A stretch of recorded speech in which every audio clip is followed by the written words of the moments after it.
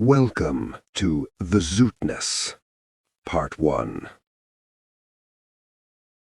The pain had no center. It existed everywhere at once. Heavy and viscous, it spread slowly from within, like warm resin, seeping into his spine, chest, shoulders, legs. It flooded his joints, pressed against his bones, clung to every limb, leaving no corner of his body untouched. He lay motionless, his broad muzzle buried in the cold, damp sand. Behind him, the sea hissed irritably. Wave after wave rolled onto the shore, as if annoyed that their prey was still breathing.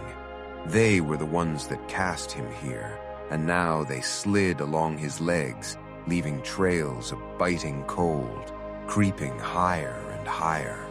An attempt to breathe sent a flare of pain through him. His chest felt crushed, cinched tight by an invisible band. Once powerful and free, it now seemed constricted, unnaturally small. Muffled cough tore from his throat, and something inside him ignited like fire. He tried to brace his hooves in the sand and push himself up, only to collapse back down with a dull groan. It felt as if a red-hot metal rod had been driven into him and twisted slowly, deliberately. The next few minutes dissolved in pain. He couldn't move. Another scorching wave pinned him to the ground. It seemed his body resisted motion down to its very last cell. Even thinking sent sharp spikes through his mind. A long, rasping sound escaped his chest as he slowly turned his head, pressing the right side of his muzzle into the sand. It burned as if scorched. Fire. That was all he remembered. Flames surging towards him, and the impact that swept him off the deck, rough, effortless, like brushing useless clutter from a table with a single swipe. His memory returned in jolts, hand in hand with pain. Fragments flared in his mind. Laughter, his brother's strong embrace, an abandoned warehouse, a knife clenched in his hoof, the sensation of warm blood flooding over his hand. Then running, gunshots, more blood, and again his brother, now limp, dying in his arms. No. Brother. The name that surfaced in his mind burst the floodgates. The rest of the memories poured in, tangled, vivid, agonizing. They spun and overlapped, and with them came awareness and then strength. Fighting through the rising pain, he forced himself onto all fours and nearly cried out. Damn it, he spat. In the pale moonlight, a dark speck glistened on the sand. Running his tongue along his palate and teeth, he felt the gap. Two were missing. The pain still didn't ease, like a predator toying with its prey before the final strike. Time lost all meaning. He was only aware of the darkness around him. Above, a cold moon and a scatter of stars. He lifted his head and stared into the night. A large black mass ahead slowly took shape, the edge of the forest, cautiously approaching the sea. Wheezing and cursing, he began to crawl towards the trees. He fought the pain, the waves of nausea, but not the rage. The rage lived apart, fed him, pushed the suffering aside. It had purpose, a right to retribution. Everything that had happened that day rose clearly in his mind. At the nearest tree, his body betrayed him. He sucked in a sharp breath, and his stomach lurched. The buffalo doubled over, clinging to the trunk. He retched for nearly a minute, blood rushing to his muzzle so hard it pressed behind his eyes. Tears, squeezed out by the spasms, burned his inflamed skin. When it was over, he wrapped his hooves around the tree and slowly, inch by inch, straightened up. He pressed his forehead to the bark. His left horn scraped against the trunk. Holding on, he felt strength returning to his body. Now he knew exactly where he was, and he knew where he had to go.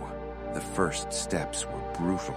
His legs buckled, slipped, his body swayed from side to side. He pushed off the trees, stubbornly forcing himself forward until finally gravity stopped playing with him, tossing him back and sideways. The forest opened up without warning. Ahead lay a small gas station. A car stood by one of the pumps. An elderly leopard waited patiently as the tank filled. Inside, behind the glass, a llama cashier lazily chewed gum, staring into nothing. The leopard returned the pump to its place. By then, the heavily breathing buffalo had managed to reach the car. Pull in behind the house. There's a back entrance. The leopard complied without protest. The car stopped in the shadow of the building. The driver flicked a switch, the interior filled with light, and it was clear he was about to say something. He never got the chance. Powerful arms closed around him from behind. His neck was locked in an iron grip. The leopard gagged, gasping for air, saliva spraying from his mouth. Reflexively, he lashed out with his claws, digging them into the buffalo's forearms. It was useless. A sharp, dry bone crack. It was over. His head slumped at an unnatural angle. His body went limp, and a second later, it quietly slid sideways. How was I supposed to know you wouldn't drive straight to the precinct? The door to the house was close now. The buffalo moved carefully, glancing around, but the street was asleep. All that remained was to announce himself, put the flashlight away. Where the hell have you been? You look like you were stitched together piece by piece. None of your business. Is she here? She fought like hell. Guess her husband taught her something. Had to use a tranquilizer, and even then... The basement door swung open, releasing the stench of damp and mold. The beam cut through the darkness, revealing wide wooden steps. They creaked plaintively under the combined weight of the two beasts. The light shifted and revealed what made this basement special. Against the wall stood a heavy chair. A buffalo cow was bound tightly to it. She was unconscious, her head hanging limply, her gray muzzle tightly wrapped in duct tape. If any of them show up, stay in touch. You armed? You told me to look. Your brother's got a whole stash here. What are you standing around for? Bring water. It's hard not to hear you shaking in there, he rumbled, yanking Egmont out by the scruff of his neck. Egmont didn't even struggle. The bear shoved him aside, and Egmont crashed to the floor, straight into a warm, sticky sludge. The smell was unbearable. He realized he was lying in blood. Beside him was the buffalo's body. Its throat had been cut so deep that the neck was nothing but a gaping wound. One eye was half open. He retched instantly, right into the pool of blood. The bear barked, "Get up and move!" "Please, don't shoot," Egmont stammered. The answer was a kick that nearly sent him back into the corpse.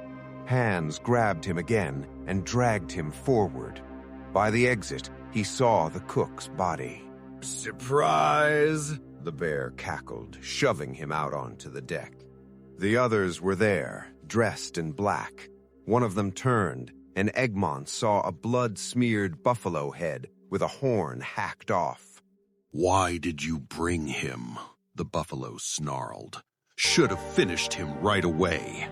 I figured the same, the bear shrugged.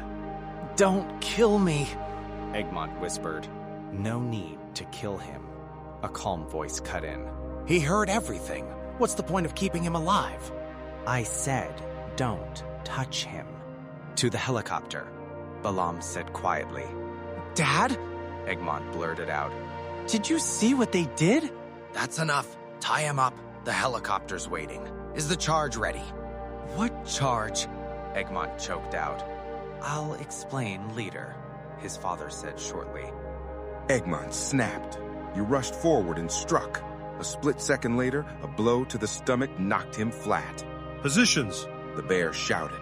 Don't touch him, Sander said coldly. He's my son. A bag over his head, restraints on his wrists. The helicopter lifted into the storm. Be quiet, his father, Sander, answered. Lightning, darkness, a jab in his shoulder. Then, nothing. I don't understand why my father was with them, Egmont finished quietly. I will explain, he said. Your father, Sander, is working with them. I don't believe you, Egmont whispered. You are their only witness, Armando said flatly. That's why they'll kill you the first chance they get. End of part 1. To be continued.